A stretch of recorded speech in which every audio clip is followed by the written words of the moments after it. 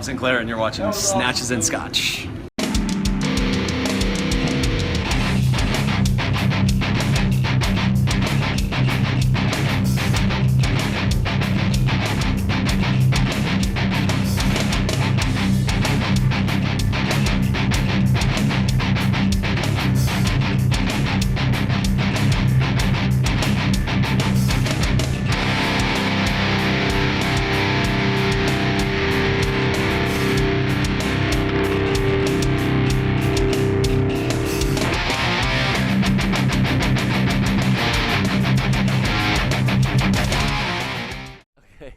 Welcome back to Snatches and Scotch. We're here with Rob Sinclair at Solid Ground Academy, home of CrossFit Solid Ground.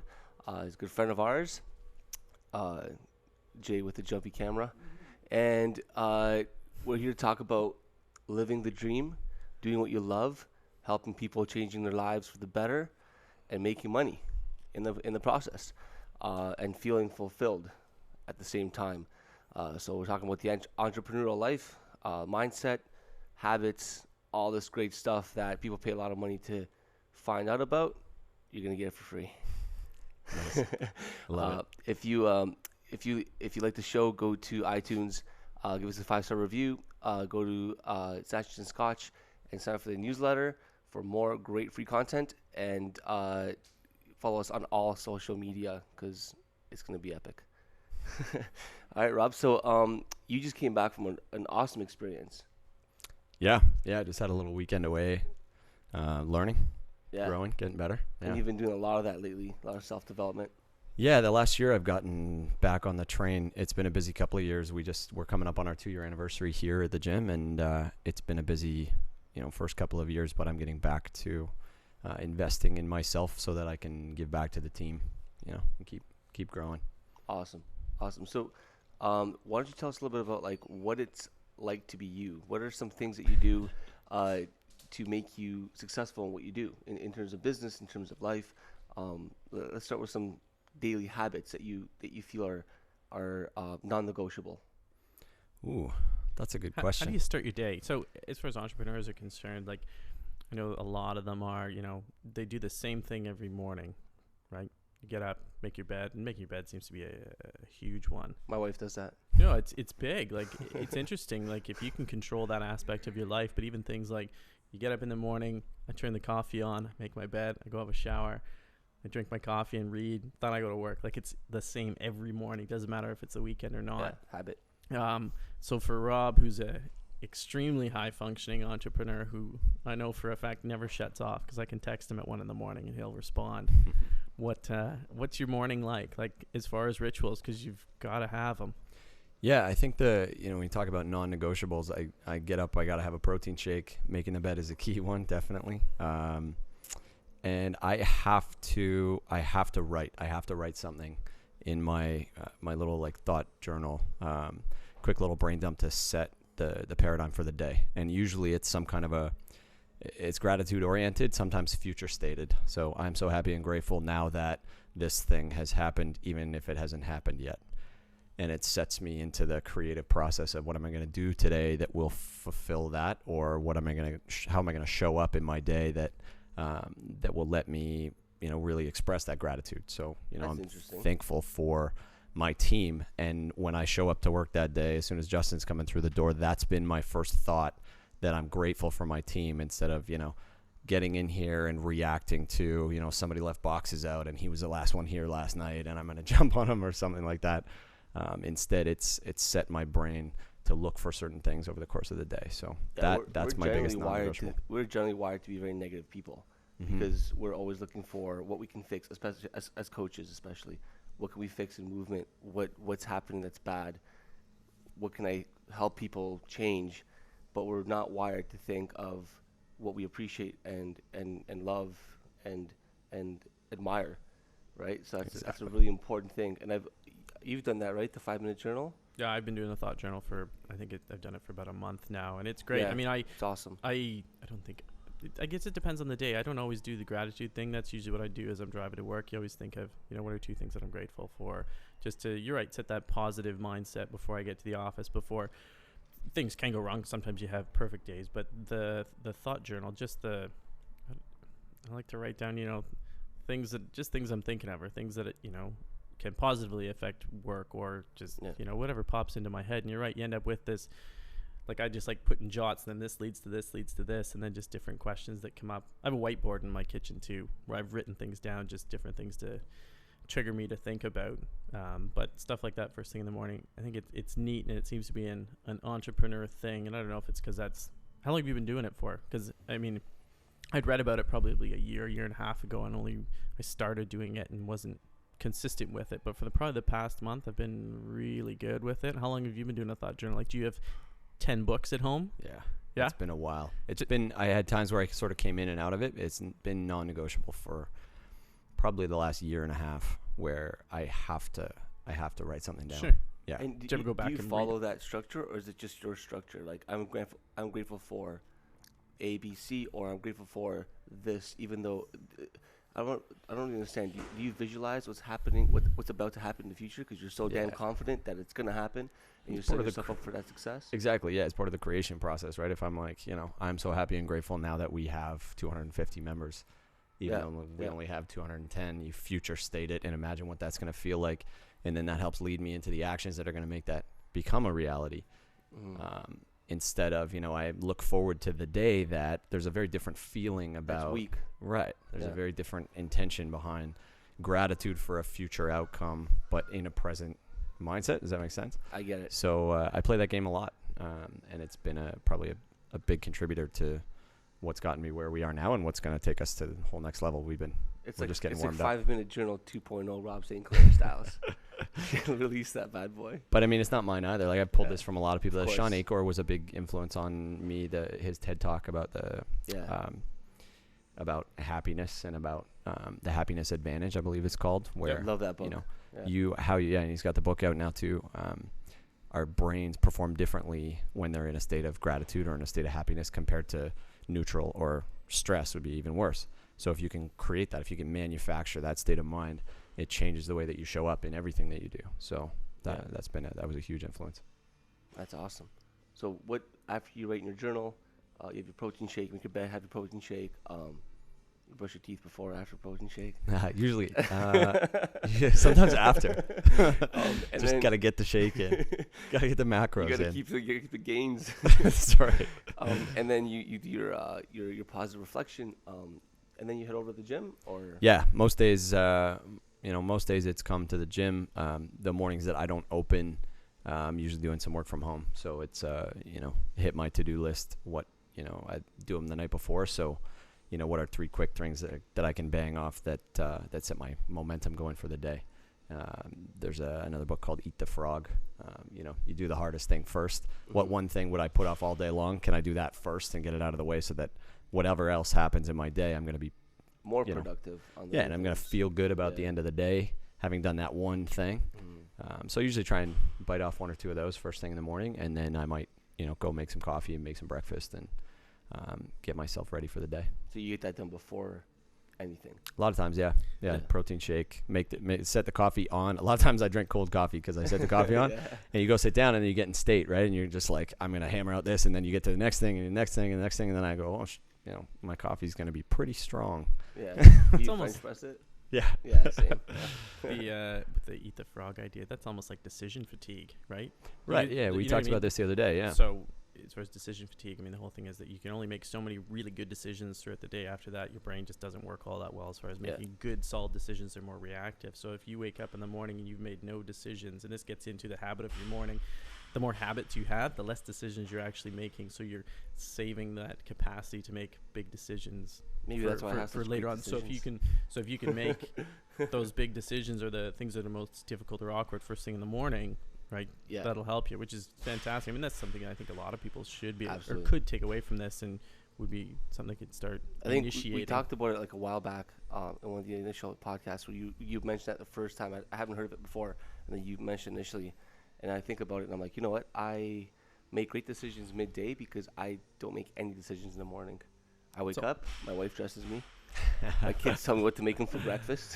which pair of track pants to wear. Nice. Yeah, well, I'm wearing shorts today, buddy. But, These are the tuxedo shorts. no, but definitely, and I feel that that's really important too, because going from my teaching job to my coaching job, if I have a really tough time at work and I have to make a lot of like on the fly decisions, I have like very little energy left to like be creative with my coaching and my cueing, and then when I get home and I want to do business stuff, I'm just gonna watch a show because I'm just done. Like I'm just done. So, the fact that entrepreneurs do a lot of work in the morning seems to be a very universal concept.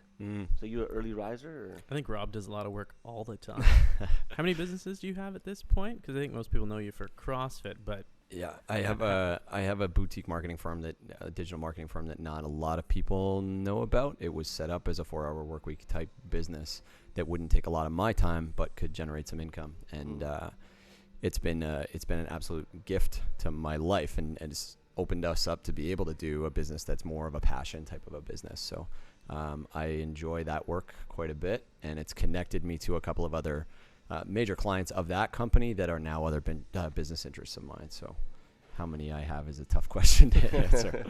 So what's the difference between being in business and having a passion? Because you have, like you said, several businesses, but maybe not all of them are your absolute passion.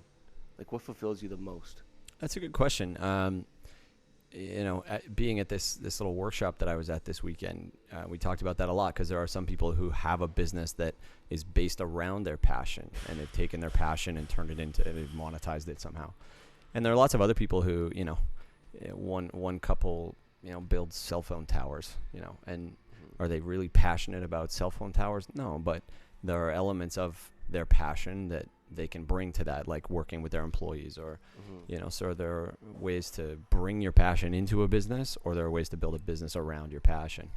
And I think I've been fortunate to do both. I love business. I'm fascinated by marketing and sales, and how to do what you can for other people through your business. And at the same time, I love fitness and health, and it's been a passion of mine since I was young. So I'm very fortunate to have multiple channels where I can share my gifts and talents and just show up and be of service. So I'm pretty lucky that way, that there isn't really a distinction between passion and business. I have multiple passions and multiple businesses that fuel both. So I'm very fortunate. That's awesome. I was at a party last night, like a stag, and people were like, "Oh, I'm so jealous that you are leaving your job for your gym and get to do what you love. I wish I could do that myself." I'm like, "Why don't you figure it out and just do it?" "Oh, it's never gonna happen." I guess people don't realize that, like, when you follow your passion and monetize it and make it a business, or you try to start a business and your passion is building a team or whatever, and have that, people don't realize how much work it takes, and they're scared of losing their comfort level and stepping outside that comfort level. And once you're scared of doing that, you're just not gonna follow through. Yeah, especially when you've been conditioned to believe that that's not even possible, right? Yep. How many people have been taught, like, no, if you just do what you love, life will find a way of supporting you. That's like, stupid. That's ridiculous. That's a starving artist. Take your head out of your ass and get a job. So we've been fortunate to have examples of possibility in our lives where people have done that. They've stepped out and they've pursued their passion, and it's worked out. And you go, oh, that can work. So then you pursue it. But if someone doesn't have that as an example of possibility, they don't even, the belief that it's possible for them never even enters their mind, right? Yeah. And if you don't believe it, then it's not going to happen. Yeah, you're not going to take any step towards making it happen. But, my hat is off to you, man. You guys are, both of you guys are hard workers and entrepreneurs and have all these things on your plate. Every time we talk, we get fired up because we kind of go, wow, he's working hard. You change your benchmark for what it means to work hard. When I go, yeah, like, I work a lot, but still's got 2 jobs and a family and a wife, and he's got all these hats he's got to wear. Like, I'm so inspired. What's that? You just snap back. No, and you know what? I hanging out with people that aren't, either entrepreneurs or don't do what they love and don't have any passion for what they do, whatever it is. I don't care if you run a burger joint, whatever it is. Like, it sucks if you don't hang out with people like that. Because for me, I get really fired up hanging out with you, talking to Adam, just chilling out, and people don't have any passion. It's just like we have nothing really to talk about. Yeah. You are the Like- sum of your 5 closest friends, right? And it really Yeah. is pretty true, right? Like Yeah, absolutely. your 5 or the not 5 closest friends, but like the 5 people People you hang out with the most. So Yeah. yeah, if people are negative in your life and they're gonna pull you down, it sucks. So like, my wife knows not to be negative. She's never gonna listen to this show. But no, she's extremely supportive and positive. She's always been a positive person, and having 2 kids is really difficult, especially with me working a lot and moving and doing all this stuff. But she's been so supportive, and she knows that when she's a little bit cranky and negative, that it's I avoid her like the plague. But so she's extremely supportive and loving, and it works really well. So. And we talked about this recently, that how we're all kind of feeling like we need to seek that out, that kind of influence and support, the positive influence and support, because we're in an environment where, you know, you lead your gym and your staff look to you for energy, and your members look to you for energy. So where do you get it from if you're always supporting and sending it down the chain?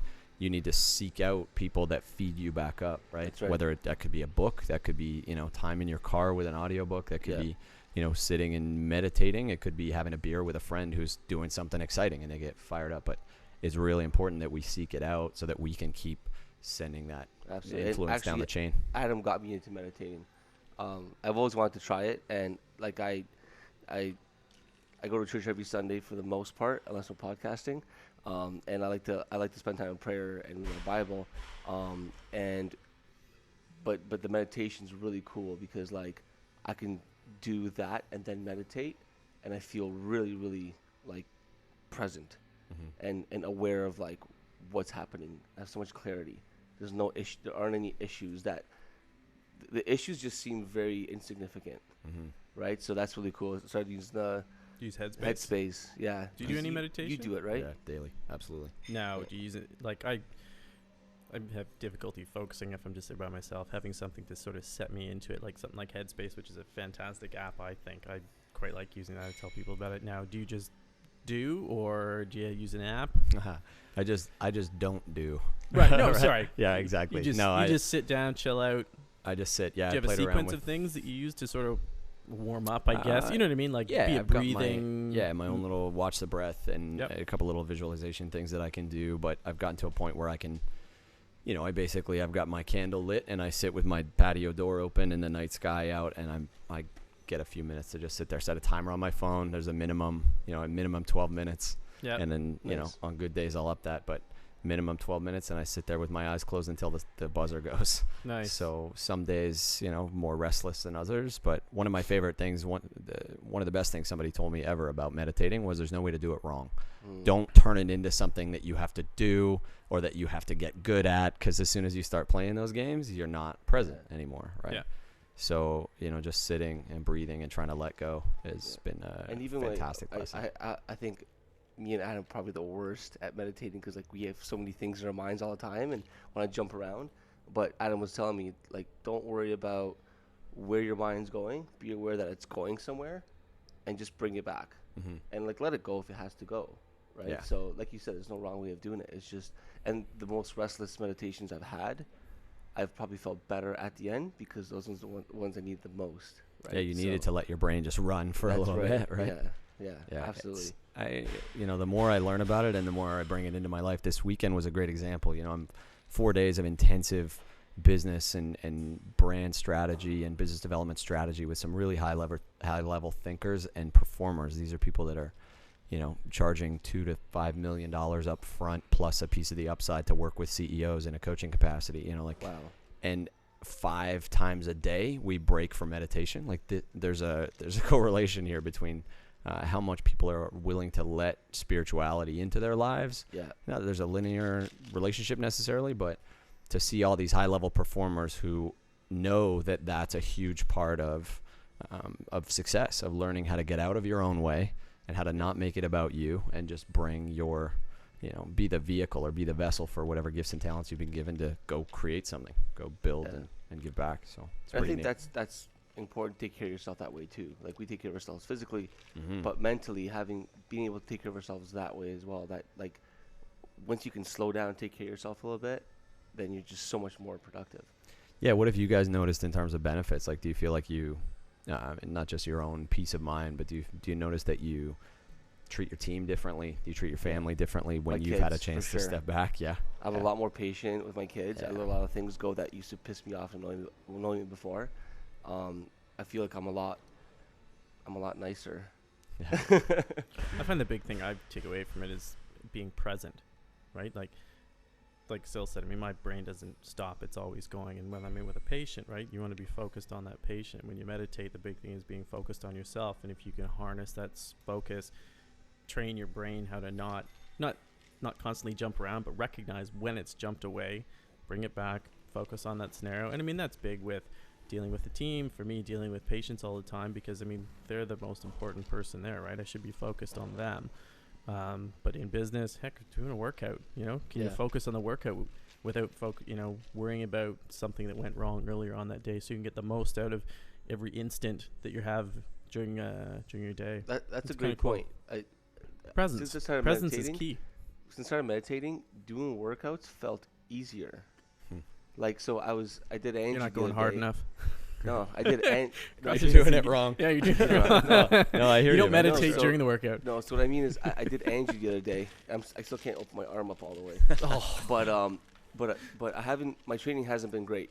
It's been okay, and it's the one thing we've talked about that something had to go, and it was my training, which I'm fine with because it's gonna come back with vengeance. But I did Angie the other day, and I didn't get a great time. Got like 19 minutes, and my muscle fatigue was just like hurting bad. But usually, I'm in so much pain when I hit that threshold that I was aware of what was happening. I was able to pace better. I was able to do more unbroken reps. It was like a weird experience where it's like, Nice. I understand what's happening, and it's not that bad, right? Because I know it's painful. I know it's supposed to be painful. Oh, there's the pain. All right, let's move on. Yeah, instead of resisting it or trying to escape from it. It was crazy. So that's definitely one thing I've noticed for sure in training. So There's all kinds of cool analogies. Like I think part of why I've been attracted to this sport is because you can't not be present. These workouts get so hard that, that in that book, Learning to Breathe Fire, they talk about how physiologically, because you've tapped your glycogen stores so badly, your brain is literally incapable of abstract thought. You can't think outside of like, oh, what am I going to do later, when you can't even see straight You're a and zombie. can't even pick up the next, wall ball or pick up the barbell. So it's almost like forced meditation, and it took me a lot of years in the martial arts to realize why I love the martial arts. And it was because of that, that we talk about Satori, the warrior state of mind, where you're so busy concentrating on what you're doing and how your body's moving, and you're so present that you find that peaceful space.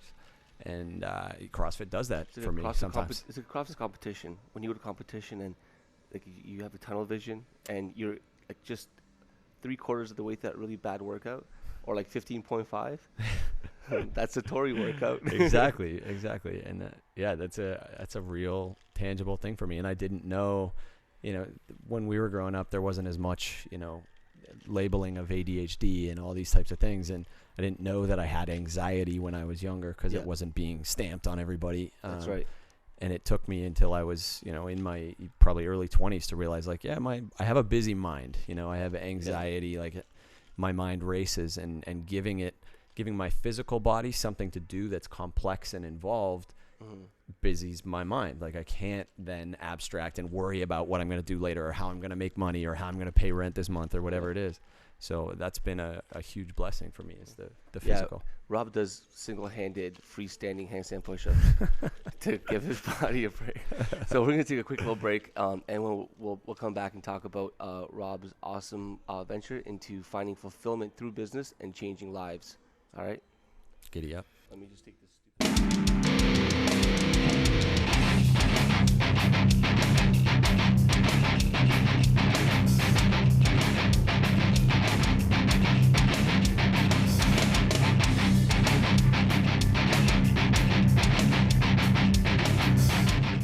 Okay, and we're back. And we're going to talk about Anchorman. Sorry, all right, go ahead. Loving life. So one thing I want to talk about is what you're doing in your personal life, or what you're about to start in terms of your business or your passion, to bring fulfillment, because we all know that if you're in business and you could be making 6 figures, 7 figures, and be depressed and want to kill yourself, or you could be making a modest living and just love your life and be happy. So what are you doing right now to pair your success, because you have your passions in your business, to fulfill yourself and have that fulfillment? That's a good question. I think one of the biggest shifts that happened for me fairly recently was to go so far, deep into the fundamental reason of what is my passion, like why do I do what I do, or why am I here, kind of a question, and go so deep into that so that it's so fundamental that it can take a lot of different shapes, right? A lot of times people think that their passion or their purpose has to take a certain kind of shape or a certain kind of vehicle, and say like I have to work with people in need in order for me to feel fulfilled. Yeah. Well, what do you really want to do? You want to feel significant. You want to feel like your life matters. Well, that can happen in a lot of different ways. That can be with your own kids. That could be with, so I think fundamentally I want to be a catalyst for other people to realize their potential. So that can take the form of somebody in the gym, learning that they can do more than they're capable of, or that can take the form of helping somebody in their business in a coaching capacity and showing them, a couple of 2 millimeter distinctions that can take them from here to here. Yeah. And so there's all these different avenues that I can take my passion and make it a purpose. I can shape it a lot of different ways. But the reason this project that we're going to talk about came up was, I think a lot of times we lose perspective doing what we do. We're very fortunate to do what we do, and sometimes we forget that you've taught 9 classes that day and you're tired, and you forget how important it is to that person who's coming in for their class that night to get a good workout and to have the environment that we try and create, because it's having a massive impact on the rest of their life. Sometimes the best part of their day. Exactly. So, we're training new staff again right now, and it's always a good opportunity for us to, re-anchor our paradigm to, I'm going to treat this class like it's the only class I've taught and like it's the only class I'll ever teach, so that I bring a really powerful intention to how can I be of service as much as possible to my class today. Not make it feel like, all right, you guys know the drill, and I've done this 7 times already today. So how do you show up like it's the first time every time? But they don't know you've done it 7 times. Right. It's my class. I've had a shitty day, and I just lost my job, or I'm fighting with my spouse, or there are all these layers outside the gym, and they come here to be raised up. So that's part of our job, is to be able to provide that, right? So part of the project was to find some stories to keep that perspective for me and for the team, to remind us why we do what we do and how much of an impact it can have on somebody's life outside of the box. So we call it the Think Outside the Box project. And what we're trying to do is look for people with some really incredible stories. And again, that can take a lot of different forms, but find a cool story and celebrate it, and share it with the community, and remind everybody, from, other athletes that train to staff to owners, why we're doing this and what an impact it can have on people's lives. So that's sort of where we're headed. That's awesome. And is it fitness specific stories? Is it CrossFit only? What is it? Initially, at the starting point, it's CrossFit as the vehicle, but I mean, CrossFit is just one vehicle, right? This is a vehicle for personal development. We're learning how to snatch and, do wall balls, but really it's a test of what you think you're capable of, and pushing your boundaries and reshaping your identity and being a part of a community. There's all those different pieces, but so initially it was CrossFit as the vehicle, but I mean, you could apply it just about anywhere else. It's a global application. Yeah, for sure. Yeah. So how is this sort of coming about? Is this an initiative that is starting? How is this taking shape? It sounds phenomenal. I love the idea. How's it taking shape? What's it look like? So what we're hoping to do is ask people to submit stories, and we'll also be reaching out to gyms to seek out stories. But as it grows a little bit of awareness, I'd like to have people sending in their stories, so that we could get more of them than I could seek out individually. And we'll go through and choose a winner each month. And the idea will be to crowdfund a campaign so that everybody in the community, in the CrossFit community, or connected to it, can contribute, and we'll go meet that person, train with that person, and then pay their membership. Awesome. So that's where we're going with the project. I'm gonna we've got the website set up. The funding campaign is set up. So if you go to thinkoutsideTheBoxProject.com, you can get a little more information, and you can send videos, and you can contribute if you want to So the it's to all the project. it's all video. Like they're not writing letters. It's all. We'll take just about anything. I Yeah. could get somebody on the phone if they want to send a letter, if they want to send a little video montage or video interview style, even just on their phone. This is who I am. This is my story, and this is how CrossFit has contributed to my life outside the box. Yeah. There's some phenomenal story. I mean, everybody's got a story, right? And Sure. there are some pretty amazing ones. So Every we're gonna gym's try got a and few for sure. yeah. Yeah. So we're going to try and seek those out and celebrate them and let them know that their community is behind them. So it's a cool way for, it'll be a fun vehicle, I think, for everybody to be able to keep that perspective and to give back to their own community. Absolutely. And I think if CrossFit HQ doesn't jump on this, they're crazy. Yeah, we'll be looking for some partnerships. I write a column for SweatRx magazine, so we're hopefully talk to them about it a little bit. And Absolutely. I appreciate you guys having us on here to talk about this. And we're going to look for some other channels to hopefully grow the awareness a little bit. Yeah. But yeah. I think definitely SweatRx is going to benefit from having something like this because we do a good job with interviewing people and information, but getting to the heart of what a community in CrossFit is sometimes missed because everyone wants to hear about Rich Froning's abs, and we're forgetting about Molly and mother of four, single mom, doing CrossFit to stay sane. Yeah. And take care of herself and be a good mom for her kids. So absolutely. Yeah. I love the idea. The first sort of recipient, and I'm not sure they know this yet, but there's some cool stories out there. A young man had a head injury, was in an induced coma for almost 20 days, and then came out of that and started moving very slowly, very simply, working with a good friend of ours down in St. Catharines, and has built his way up to now. He's into regular classes, and he's doing everything everybody else is doing, and his whole family is now training, and it's brought them together. Wow. That's just one example of how this little us lifting weights. What do you guys do? We pick things up and put them down really fast. I'm an exercise racer. Yeah. Dude, this is gonna be powerful because it's just the vehicle, right? Because stories are so powerful for anything we do. Like stories change lives, right? And these aren't just stories; they're like extremely powerful stories. I think it's gonna be amazing. I think the whole community connection behind this is going to be fantastic, and I think every gym's got something, like usually something small around them. So we have at our gym, John and I were just at it last night. One of our members, she makes cupcakes, right? Just what she does. She's a baker. She's fantastic at it. She's been working out of her kitchen, right? And she wanted to have like a little storefront thing, right? So she was actually asking me about bank loans and different things. So I'd thrown out a few ideas, and I sort of said, just off the cuff, why don't you just start a Kickstarter campaign? We got enough people at our gym that'd fund you, because we'd had like a Christmas thing, and she brought all these cupcakes. Everybody went nuts for them. Had several kids in like insulin comas. It was fantastic. And so sure enough, a week later, she doesn't want the bank information from me. She goes, hey, check this out. And it's her, it wasn't, I don't know if it was GoFundMe or what it was. It might have been that, but it was a crowdfunding campaign. Fantastic. To get her enough money so she could buy an industrial strength oven, this, that, and the other thing, and rental space. Sure enough, our gym, I think, put in more money than anything else. We pumped it up like crazy. And sure enough, today's the grand opening for it. This is Sweet Bees Catering, in case everyone's in Bradford. Nice.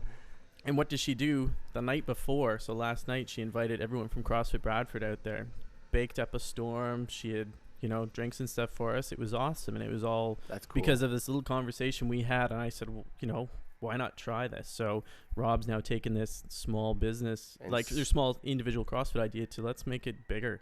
Let's connect all the let's connect all the CrossFits, because I think that's the big thing with CrossFit is we have that community aspect regardless of which gym you go to, right? You can go to any CrossFit and you say, hey, I CrossFit here. Fantastic. Come on in. Let's do a workout. I agree and disagree. I think that we have an incredible community, but I feel like it's getting lost in the amount of gyms that are popping up and everyone's coming. And if someone comes to my gym and they cross, like, hey, you're my best friend. It's cool, right? We're a CrossFit shirt, you talk. But the gyms themselves that are existing aren't really connecting. The community doesn't exist. Mm-hmm. Does that make sense? Yeah, I think I know what you mean. There's at a deeper level, we're not actually connected. I think the stories are going to really connect the entire community at a very deep and real level. not just, hey, you CrossFit. It's like, hey, you know so-and-so from that gym? Yeah, did you hear their story? It was incredible, right? Yeah. And, you know. And not just, you know, what's your Fran time, but like, you know, Exactly. how does CrossFit impact your life and who you are as a person, and Yeah. how you show up in the rest of your life, not just at the gym. Yeah. Yeah. So the hope is, I mean, it's scaling up now to I couldn't, you know, I tried to, it initially started as a little thing that I could do for fun. You know, I read a really cool book called The Happiness of Pursuit, and it's all about, you know, setting up a little goal for yourself, because life is what happens while you're busy making other plans, right? So you set this goal and set up an adventure and make it measurable so that you can feel like you're achieving something, but just go do something cool and see what happens along the way. Yeah. So I was going to go to 100 gyms in 100 cities and just do that, go and Yeah. meet people. My goal was to make a new friend at each gym, and that was it. And that's evolved into this, what could I do for them? You know, what could I give Yeah. back to? And I really initially tried to avoid trying to monetize it or trying to turn it into, but it's grown so much bigger than me and into Yeah. a much cooler idea. So Absolutely. my hope is that we can connect to the community, that will feel like they're contributing to the lives of these other people. And also that by sharing the stories, we'll all keep a little better perspective, staff, owners, members, so that, you know, when that person comes in and they're about to pick their barbell up beside you, if they're going through shit, you're there for them as a part of that Yeah. community, and could be, you know, creating one of those other stories. Or for an owner, you know, when you're tired and you pick up the phone, that person doing an info call, trying to find out some, you know, numbers about membership, could be the next mom that's going to lose 40 pounds and turn her whole life around. Yeah. So you better treat it that way and keep the perspective. So that's my hope. I love it. That's my next book on my list. I Nice. downloaded an Audible. Yeah, nice. Perfect. I'm Yeah, great book. I'm finishing up Bold, and then after that, we're gonna get into that. And that was another one. That was a big influence on the idea, is that we live in an age where we have all this leverage, all this technology Yeah. to be able to connect people to an idea like this. So why not use it? That's right. I think people watching this and people who aren't really don't really have the perspective, don't really understand what's about to happen here, because you guys don't know Rob, and I'm telling you right now, Rob is going to change the way people look at CrossFit. Guaranteed. It's a moonshot, and it's gonna happen. You guys don't even know. All right, and the whole fact where you speak to yourself positively in the morning about future things are gonna happen. I'm already there. Like, I see it. It's done. Yeah. And It's funny you say that. I totally believe it, and I totally see it. And you might think we're crazy, but just watch. It's gonna be crazy. It's gonna be nuts. Yeah, don't believe me, just watch. Just watch. Yeah. Cool. Yeah. So, I mean, anybody watching or listening, if you go to thinkoutsideTheBoxProject.com, there's a little more information, and you can contribute to the campaign, or, you know, just send us a story, or, you know, send us a, hey, it's a cool idea, and just keep the ball rolling in any way. We appreciate it. Awesome. We'll plug that into the Amazing. little video as well. So, anything else you want to talk about or plug in before we wrap it up? No, I mean, thanks for the fill up, guys. You know, talking, we always get fired up again, and it just makes me want to go and push even harder, and I appreciate that very much. That's right. So if you guys like the podcast, sign up for the newsletter and go to iTunes and give us a 5-star review. Also subscribe to the YouTube channel and follow Rob. Do you have an Instagram? Yeah, thing? Rob Sinclair's picks. I mean, I'm not doing much else right now. The biggest thing would be the project, and Yeah. then you know, I do a boxbusinessinstitute.com. I work with other CrossFit gyms to help them build their business a little bit. So if you're interested in, you know, coaching or connecting anytime, I'd be more than happy to hear from you. Cool. Awesome. Well, thanks for tuning in. Yeah, thanks for being on, man. Yeah, Yeah. my pleasure. Thank you, guys. Appreciate Keep you up the having good us. work. This I is love the what you're doing. coolest gym ever. In terms of, like, well, my gym's the best gym ever, but this is the nicest entrance to a gym I've ever seen in my life. So yeah, stay tuned. And We're launching this where new are you show going? called Pimp My Gym. hit my gym. dog. Okay, yeah. Can we get All an right, exhibit on? Peace out. Pimp my